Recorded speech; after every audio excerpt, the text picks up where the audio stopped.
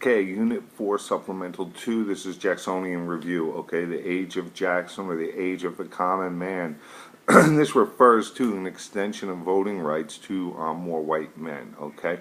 More white men will be able to vote at this time because we're going to lessen property requirements, okay? I put a few things up here I want you to be aware of. Jackson's supporters are over here, and his ideas as president, and right off the SOLs here, we'll see changing in democracy, changes in American democracy at this time. All right, so we're going to see a lessening of property requirements for the vote. So if you pay taxes and don't own property, you can still vote, and that expands the voting base greatly. More common people can vote, and they do. We participate at this time more than any other time in our nation's history. Right, and we've already gotten rid of religious requirements about right after the revolution, okay? So we see a huge increase in the number of eligible voters. I want you to also remember then while we're talking about voting that both suffrage and franchise are other words that you might see that refer to the right to vote, voting rights, okay? Women's suffrage, disenfranchised, things like that, okay? So now Jackson, remember the Battle of New Orleans was during the War of 1812, makes him a national figure, national hero. He'll be our first president from the new Democratic Party, which will be the party of the South and the common man. I want you to keep in mind some important things about Jackson and Jacksonian democracy. Number one, the veto. Jackson will be the first president to use the veto without worrying about or considering constitutionality. He uses it because he simply disagrees with something. First, the second bus, all right? He hates the bus, will not ride the bus, so he vetoes it, okay? He will use his veto more than any other president before him, any prior president, and he uses it as a check to keep Congress in line, okay? He also believes in the spoils system.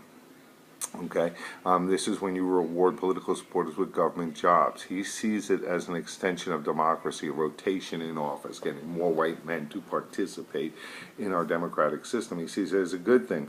Those that don't agree with him see it as filling important government jobs with unqualified individuals, people that shouldn't be doing it, right?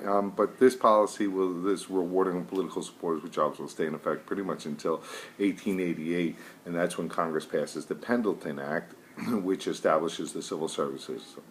And that requires a test to demonstrate that you have some of the basic minimum qualifications for a government job. All right, 3, Jackson's anti-Indian, very much so, and he sees all this land down south and out west and the southwest as necessary for white settlers and expansion of slavery. So he sees the Native Americans as in the way of our progress, and they have to go. And remember the Indian Removal Act, okay? He'll also be, along these lines, the first, and I believe the only president to ignore the Supreme Court. He has that famous quote, John Marshall has made his decision.